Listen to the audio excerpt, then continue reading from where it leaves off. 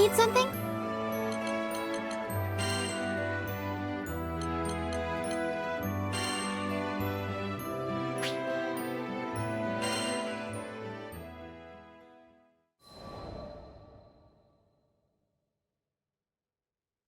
I once gave up being a skyfarer. Also, I could take up arms to protect my home island, Auguste. Man, she was special. You see, there aren't too many places in Fana Grande with oceans, much less ones as gorgeous and pristine as Auguste's. And I'd be damned if I stood by as the Erste Empire sullied its waters with the byproducts of their weapons research. It goes without saying that I enlisted. Good thing, too, because it was in the midst of the ensuing war that I met the Grand Cipher crew. They helped us, the local mercenaries, I mean, take a stand against those Imperial punks. It wasn't a picnic, but we weren't gonna go down without a fight. In the end, the war wasn't decided by either side, but by the patron deity of the land, Leviathan, who damn near drowned Auguste in a fit of rage. Anybody's troubles would have seemed small compared to a battle like that, huh? Well, not long after, as if irony was waiting to bite me on the ass, my estranged daughter showed up out of the blue. I know what you're thinking. What kind of parent wouldn't rejoice at seeing their child again? But it's complicated, and it's all my fault.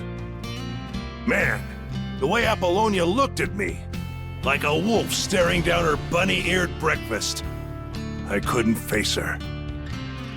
But this crew, there was something about their vitality, you know? Here were these young'uns standing against impossible odds and coming out stronger for it. Maybe if this old man took good notes, he could eventually have an honest conversation with his own baby girl. So, I asked to join the crew and took up a life of skyfaring once again. The next time my daughter and I met, I wouldn't let fear and regret keep me from moving forward.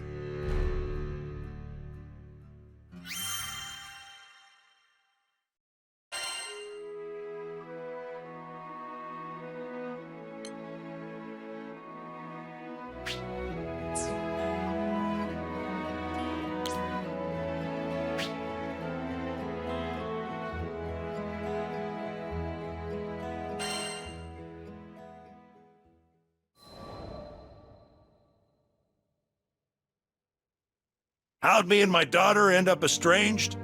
Well, the first thing you need to know is that my wife was stricken by a terminal illness. I refused to listen to the doctors. Terminal my foot. Even if there was no cure in Auguste, surely there ought to have been something in other lands. And so, I left my family at home, crisscrossing the skies looking for a cure. Got into a lot of adventures along the way, and somehow ended up making a name for myself. But no matter how far and wide I traveled, the cure eluded me. And while I was away, my wife, she breathed her last. I wasn't there for her when she needed me most. I never even got the chance to say goodbye. Regret and self-loathing crashed over me in never-ending waves, threatening to pull me under. You can't even begin to imagine the pain. And there was nothing I could do about it. It was all my fault. My daughter spent countless days looking after her sick mother, fighting off fear and dread. It's not hard to imagine why she hates me. She must have asked herself time and again, why was her father gallivanting across the skies while his family suffered? By the time I finally came home, she was long gone. There were no other relatives to turn to. The only family she'd known was no more. All I could do was stand dazed and helpless in the cold, empty shell of the home we'd made.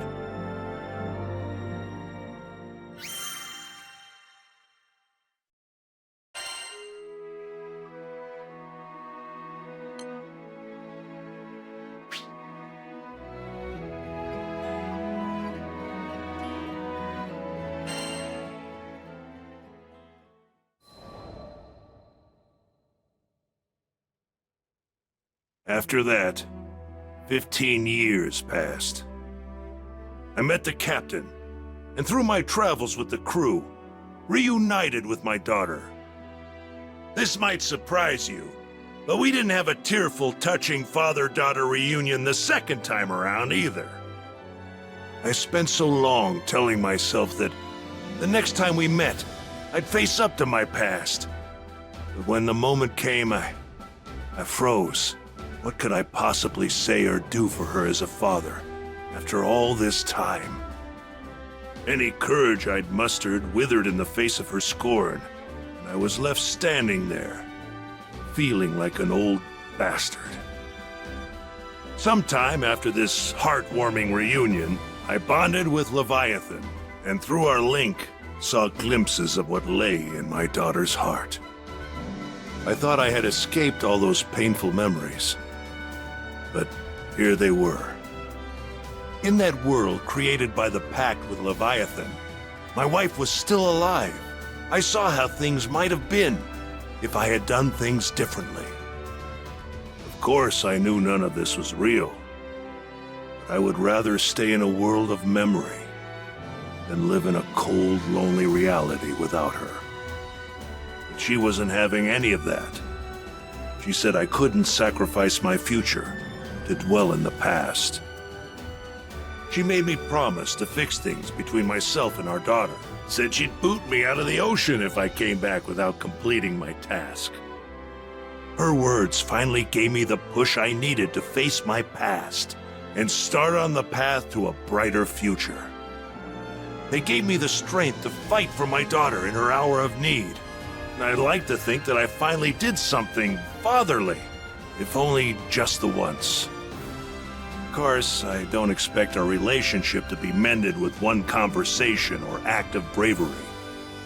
But little by little, I think we're getting there.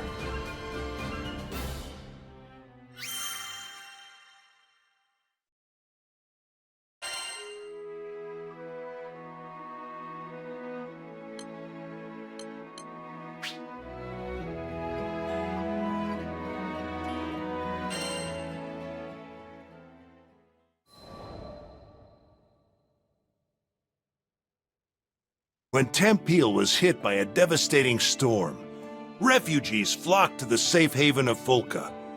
We heard the news and docked on the island, which was buzzing with activity. It was clear. All hands were needed on deck as reconstruction efforts got underway. So we walked through the city, looking out for opportunities to help. That's when we saw a distressed young draft. We didn't know the details, but it was plain as day that something wasn't right. He was stumbling around, eyes unfocused, and staring into space. I couldn't shake the feeling that we shouldn't leave him on his own, so we ended up trailing him. We came to the edge of a cliff.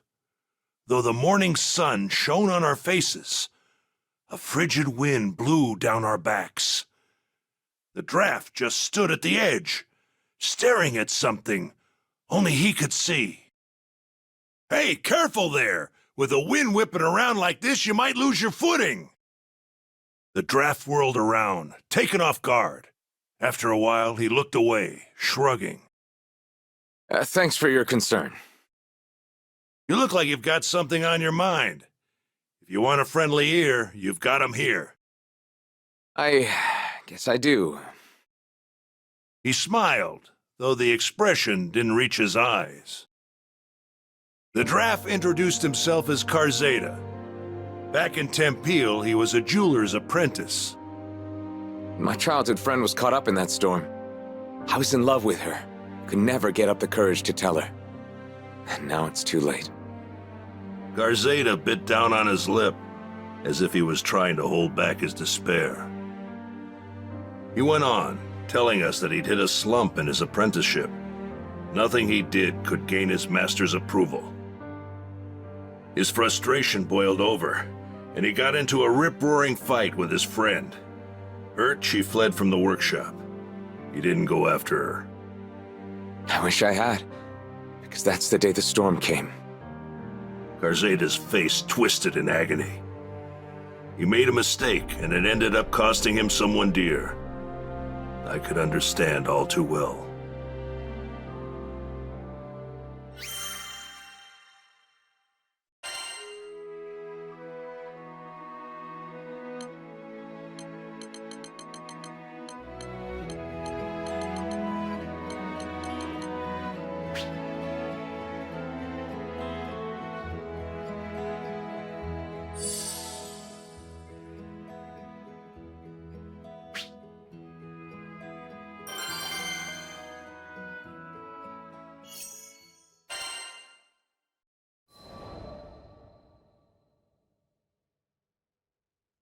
Garzeda stared at the sunbeams as they illuminated the cliffside. His eyes were watering, and not just from the sun's rays. When we were kids, we made a promise. Once I became a proper jeweler, I'd share my most treasured secret with her. Cowardly, yes, but that was the only way I could tell her how I felt. It all made sense now. His deepest, darkest regret was putting off telling her what was in his heart for so long. We made that promise ages ago. I wouldn't have been surprised if she forgot all about it. Garzeda paused, as if remembering something. He lifted his gaze to the sky, then continued. Oh, right. I have to go back to the mines in Tempeal. There are keepsakes of hers there. I don't think she can move on without them. I could tell how important this was to him, but when the people fled Tempeal, a horde of monsters moved right on in. Actually, forget the fiends. Garzeda wasn't in shape to go anywhere right now. What do these keepsakes look like? I can head to the mines and track them down for you. Considering his condition, I wasn't about to give him room to argue. Besides, I know all about not being able to share the important stuff with a loved one while there's still time. There's so much I didn't get to tell my family. Even now, thinking of our old house makes my heart ache something fierce. That day, there was no one to greet me when I opened the door. Seeing the cold remains of my home tore open a void in my heart. But you know what? I managed to keep going because my friends were there for me. This time it was my turn to support someone who needed it. The keepsake should be somewhere around here. Might as well inspect the mine shafts as we go too. Whoa! The place is crawling with goblins! Can't just let them run amok. Time to get to work. That was too easy.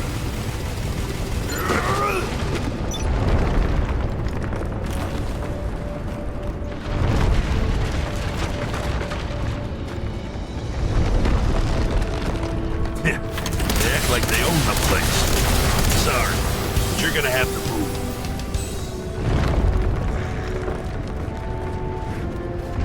Well, who invited you to the party? It's go time. That's all of them! Way to go, Eugen!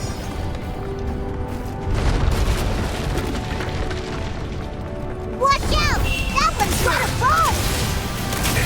You picked the wrong guy to have a shooting contest with. Garzeda's counting on us to find those keepsakes. A watering can, a shovel? These are the keepsakes. Huh? Did you hear that?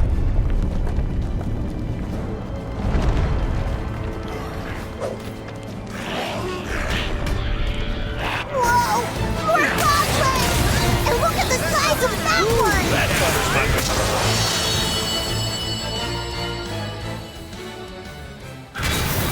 You got the big one. I think we can rest easy. Yeesh, the place was crawling with goblins. Good thing we came instead of Garzeda.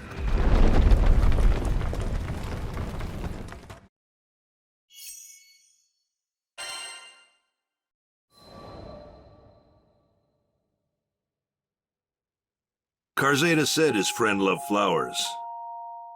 Tempeal's soil was harsh and didn't lend itself to flora. But her dream was to grow a variety of flowers and let them bloom all over the land. Knowing how much her dream meant to her, Karzeda wanted to bring her gardening tools back and place them in front of her grave. His hands were trembling when I passed them over. Thank you. Thank you so much. He was so choked with emotion that each word sounded pained, like thorns sticking in his throat. I kept my eyes on him. It felt like if I looked away for even a second, he'd fade into the great blue beyond. He was still grappling with his hurt. You wanted to say goodbye to her properly, right? Come on, I'll go with you.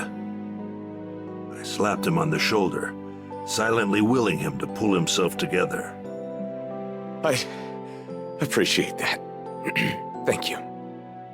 Karzeda hugged the tools tightly against his chest, his teeth biting down hard on his lip. It broke my heart, seeing someone so young deal with such overwhelming tragedy. The least I could do was help him see this through.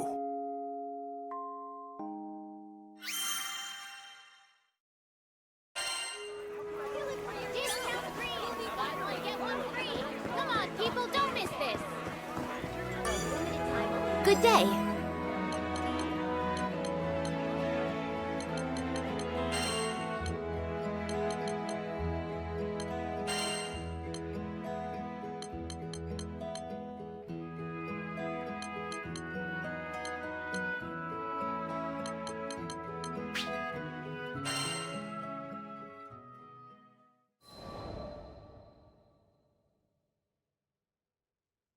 Just as we arrived at the cemetery, the clouds opened up, unleashing a torrent of rain.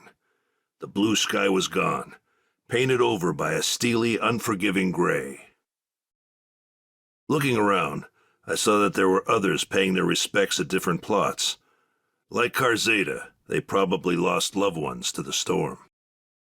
As soon as he laid eyes on the mound of earth in front of him, the dam broke. Karzeda's shoulders heaved with his sobs. Why did I say those awful things? There were so many more important things I wanted to tell you, but He sank to his knees, crippled with grief. His fist beat at the earth, sending drops of muddy water splashing onto his face. I didn't want that to be our last conversation. If I hadn't blown up, if we hadn't fought, I only wanted to see you smile, but I made you cry. All I could do was watch over Karzeda as he poured out the feelings he'd held back for so long. Let it out, son. It's the only way to get through it.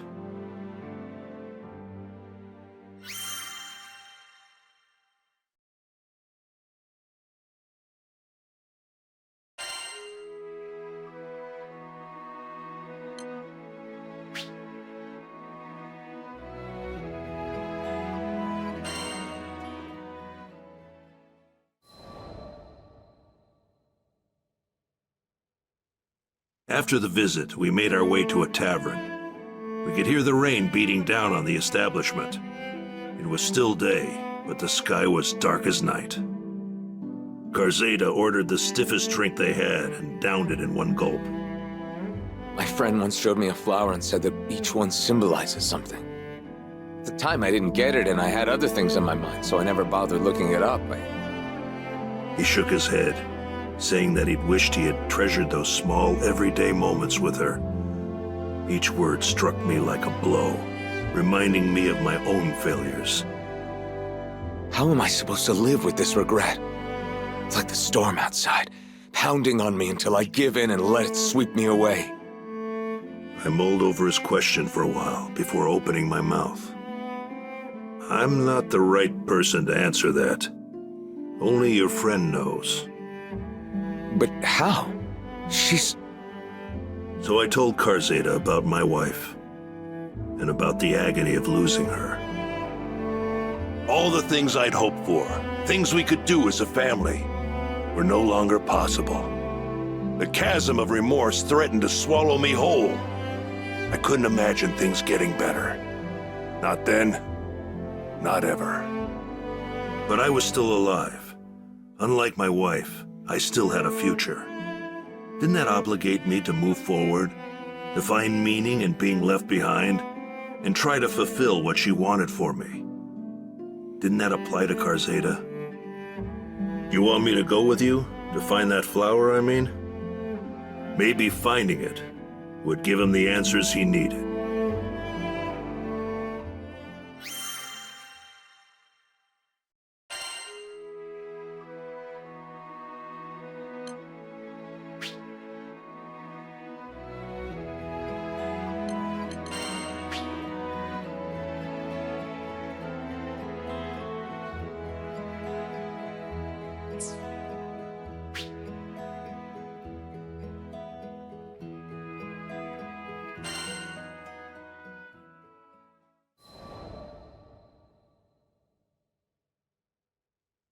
Do you think we can find the flower? That sounds like a good idea. Karzeda spoke haltingly, as if remembering the times he shared with his beloved friend.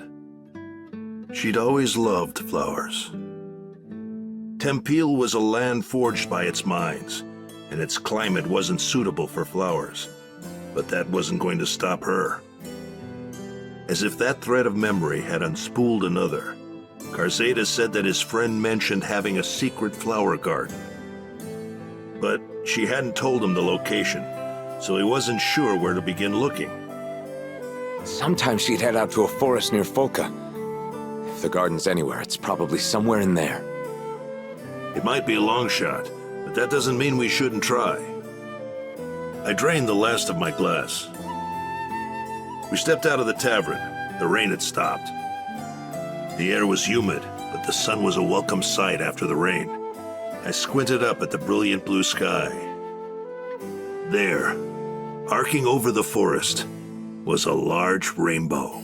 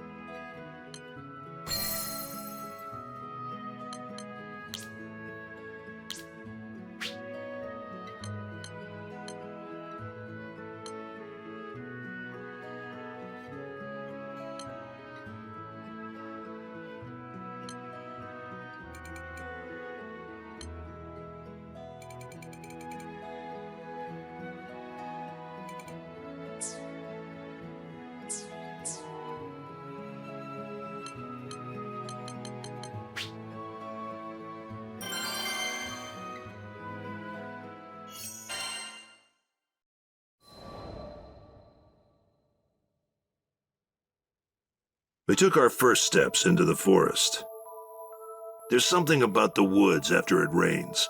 The air's so pure and refreshes the spirit. I had a good feeling we'd find that garden in no time. My optimism didn't last long. We spent hours searching every single likely spot, and a lot of unlikely ones too. Yet the garden eluded us. If it was here, it was tucked away somewhere really obscure. While we searched for those flowers, I made sure to keep tabs on Karzeda as well. The sun might have come out, but his expression was still clouded. He looked like he was on the verge of breaking down. I figured I should say something to try and shore up his spirits. I told him that no matter how harsh things are now, or how bad some days will be, there's always meaning in getting up each day, even if it takes some time to find it. Sometimes a search will take you back the way you came. Sometimes it's a detour. But even that has meaning, because the answer could lie off the beaten path. The important thing is to take things 1 minute, 1 hour, 1 day at a time. Even regret, though it seems as tall and foreboding as a mountain, might become a gentle hill you could walk over, given enough time. I know what it sounds like.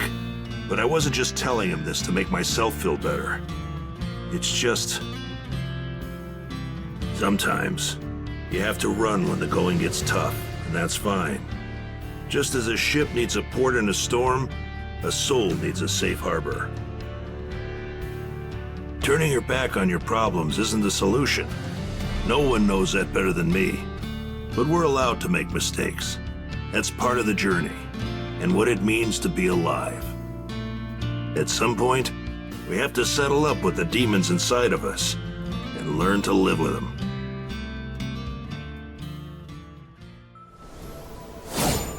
I've been skyfaring long enough to trust my gut, and it says we'll find that garden. Thank you. If only I knew what she was growing. We'll know once we find it. Just stay close to us, okay?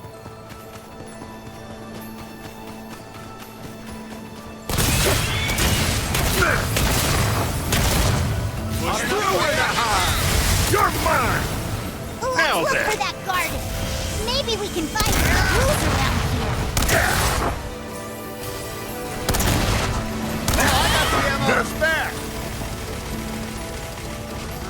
This wood is aromatic. It should ward off the beasts. Maybe it was put here to protect the flowers. There might be more nearby.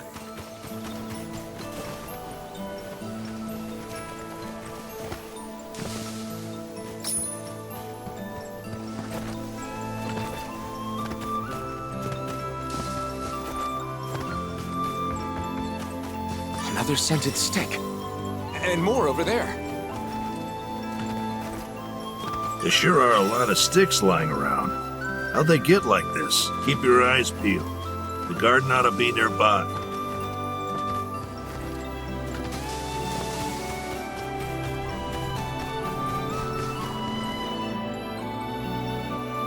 This is the place. I know it.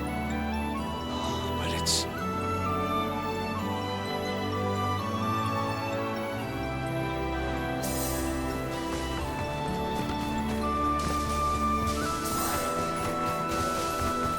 Damn it! The monsters are really going to town. First things first, big fight. Get back, Garzeda. Here goes! Flyer, huh? Nothing me and my gun can't handle.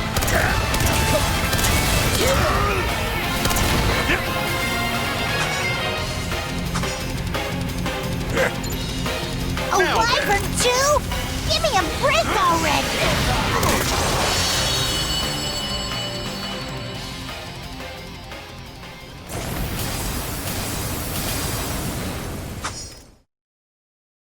We handled the monsters, but the garden... You all right, Garzeda? Come on, pull yourself together.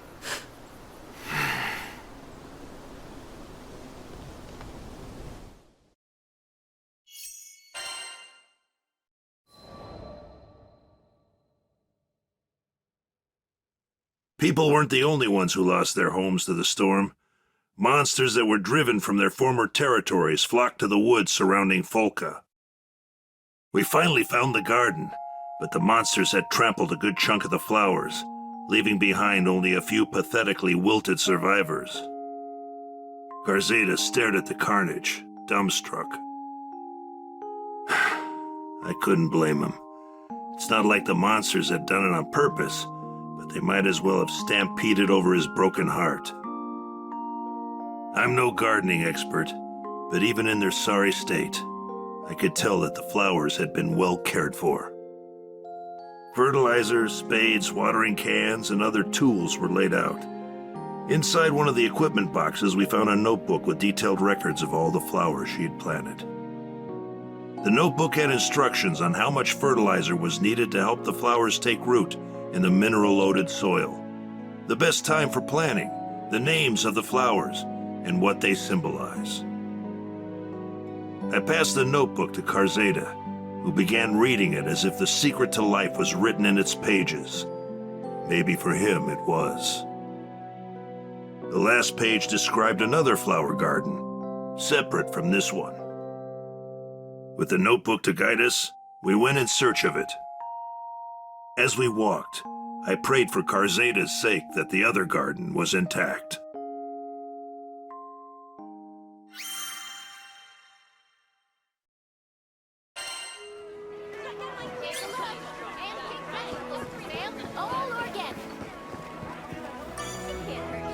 need something?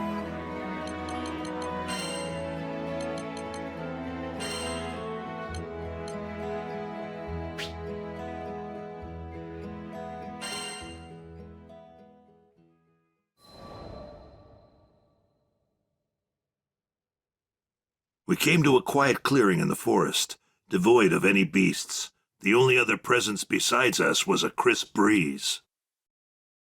Shafts of sunlight peeked through the trees that shaded the garden. I felt my breath catch in my throat as I took in the sight. Purple anemones bloomed, filling the entire clearing. Just looking at them, I could feel the tension drain from my body. That's it. These are the flowers she talked about. Karzada opened the notebook. Flipping through its pages, he came to the section on anemones. Tears spilled down his cheeks as he read her notes. I see. So that's what she was trying to tell me. After a while, he pulled himself together and turned to me. Thank you for everything.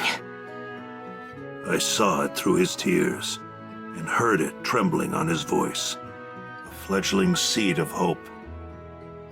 If you hadn't come when you did, well, I never would have known what she wanted to tell me. He smiled, a pure expression devoid of the previous darkness. She dreamed of a Tempeel blooming with flowers, and I'll carry the torch. I'll make sure her dreams come true. Glad to hear it. Just keep putting one foot in front of the other and you'll be fine. Karzada placed a hand over his heart and closed his eyes, as though speaking to his beloved. Or maybe he was burning the sight of this garden in his mind's eye. Our time together came to an end, but I felt as if the storm clouds were truly gone, and in its place was a clear blue sky. Maybe part of the reason I was drawn to Karzada is that I could sense that we shared something important. We both had regrets weighing us down. We made our share of mistakes. Still, there's no turning back time. All we can do is keep marching forward. Now that I think about it, just as I was there for Karzada, there were a lot of people propping me up on my journey. I owe all those people my thanks. It's because of them that I stand here today.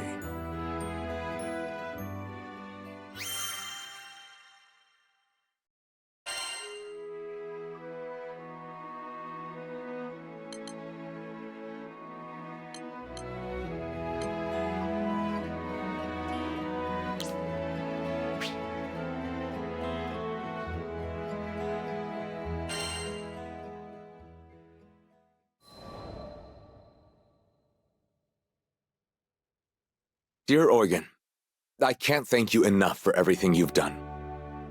Every now and then I hear news about you and your crew. I'm glad to hear you're doing well.